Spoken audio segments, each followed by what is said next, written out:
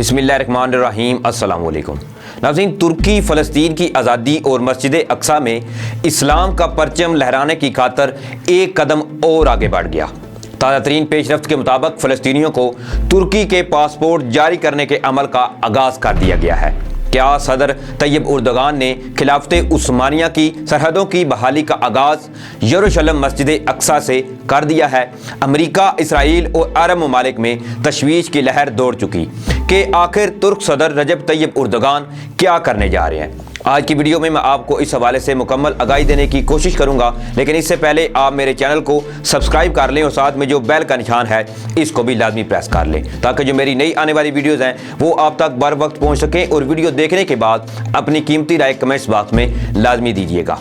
नाज़रीन, तुर्क सदर रजब तैयब उर्दगान एक ऐसे शेर की तरह दहाड़ रहे हैं कि जिसको किसी का खौफ नहीं है। रजब तैयब उर्दगान इस्लाम के परचम को थामे हर गुजरते दिन के साथ नई मनाज़िल तय करते जा रहे हैं। तुर्क सदर उर्दगान ने 22 अगस्त को फ़लस्तीनी मुज़ाहमती जमात हमास के सरबराह इस्माइल हानिया से मुलाकात की, तो इस पर इसराइल और अमेरिका से सख्त रद्द अमल आया। मगर तुर्क यहाँ तक ना रुका और अब एक ऐसा कदम उठाया गया है कि जिसकी मिसाल कहीं नहीं मिलती, और वो इसराइल अमेरिका जो ये समझ रहे थे कि तुर्की इनकी धमकियों से डर जाएगा, बिल्कुल ऐसा कुछ भी नहीं हुआ। तुर्क सदर रजब तैयब उर्दगान की हमास के 2 रहनुमाओं से मुलाकात पर शदीद एतराज़ करते हुए वाशिंगटन ने कहा कि इस तरह के इक़दामात से फ़लस्तीन के अवाम के मफादात को भी नुकसान पहुँचेगा। अमेरिकी स्टेट डिपार्टमेंट के तर्जमान मॉर्गन और टॉक्स की जानिब से जारी बयान में ये कहा गया है कि अमेरिका को तुर्क सदर रजब तैयब उर्दगान की जानिब से हमास के 2 रहनुमाओं की इस्तांबुल में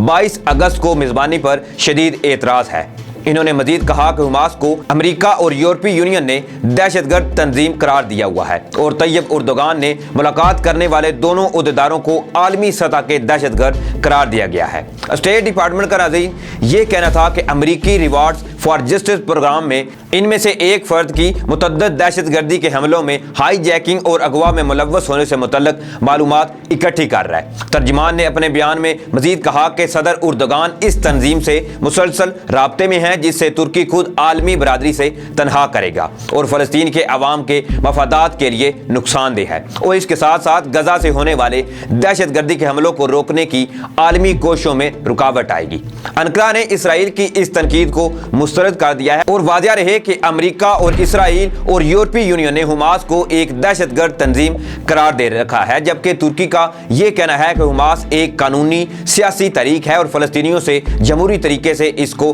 मुंतखब किया था। हमास 2007 से गजा की हुक्मरान चली आ रही है, मगर एक और कदम उठाते हुए नाज़रीन तुर्की ने फ़लस्तीनियों को पासपोर्ट जारी करने का आगाज़ कर दिया है। इसकी तफसीलात जो है अरब मीडिया के मुताबिक कुछ इस तरह से हैं कि तुर्की ने इस्तांबुल में मुकीम फ़लस्तीन की इस्लामी तहरीक मुज़म्मत यानी हमास के 10-12 अरकान को पासपोर्ट जारी कर दिए हैं। अंकारा में इसराइली सफारत खाने के नाज़िम अल अमूर ने बुध के रोज़ ये दावा किया है कि उन्होंने इस इक़दाम को बहुत ही गैर दोस्ताना करार दिया है और ये कहा है कि इसराइली हुकूमत तुर्क हुकाम के साथ ये मामला उठाएगी। इसराइली सफारत खाने के नाज़िम अल अमूर रोए गिलाड ने दावा किया है कि इनके मुल्क ने गुज़श्ता साल तुर्की को बता दिया था कि हमास इस्तांबुल से दहशतगर्दी से मुतल्लिक कार्रवाइयों को मुनज़्ज़म कर रही है, लेकिन तुर्की ने इस इतला के बाद कोई कार्रवाई नहीं की थी। मिस्टर गिलाड ने दावा किया है कि इसराइल के पास तुर्की की जानिब से हमास के अरकान को पासपोर्ट और शनाख्ती कार्ड जारी करने के सबूत मौजूद हैं।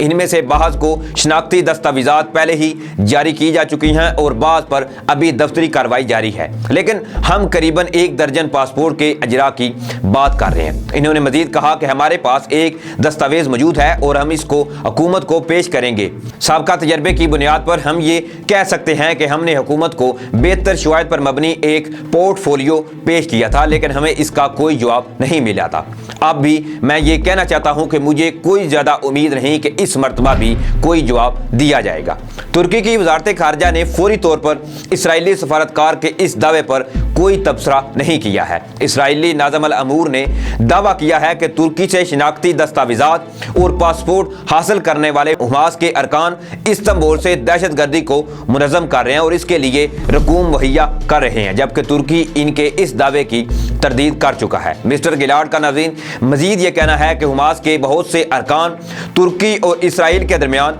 2011 में तयशुदा एक डील के तहत रिहाई पाने के बाद इस्तांबुल में आ बसे थे। इस डील के तहत इसराइल ने अपने एक फौजी के बदले में 1000 से ज्यादा फलस्तीनी कैदियों को अपनी जेलों से रिहा किया था। जबकि नाज़रीन दूसरी जानिब अमरीकी वज़ीर ख़ारजा माइक पोम्पियो का हालिया दौरा मशरिक़ वुस्ता बहुत बड़ी नाकामी से दुचार हो रहा है। इनके इस दौरे का मकसद यूएई के बाद मज़ीद अरब ममालिक को इसराइल के साथ सफारती ताल्लुकात कायम करने पर माइल करना था, मगर वो अपने मकसद में नाकाम नजर आते हैं। नाज़रीन गैर मुल्की मीडिया के मुताबिक मुत्तहिदा अरब अमारात की जानिब से इसराइल के साथ सफारती ताल्लुकात की बहाली के ऐलान के बाद अमरीकी वज़ीर ख़ारजा माइक पोम्पियो इस वक्त मशरिक़ वुस्ता के दौरे पर हैं, जहां इन्होंने गुज़िश्ता रोज़ इसराइल का दौरा किया, जहां एक दिन क़याम के बाद वो अरब ममालिक के दौरे पर बहरीन पहुंचे। बहरीन न्यूज़ एजेंसी के मुताबिक अमरीकी वज़ीर ख़ारजा ने बहरीन के बादशाह हमद बिन ईसा से मुलाकात की, जिसमें इन्होंने अमरीकी सदर डोनाल्ड ट्रंप का इसराइल को तस्लीम करने से मुतल्लिक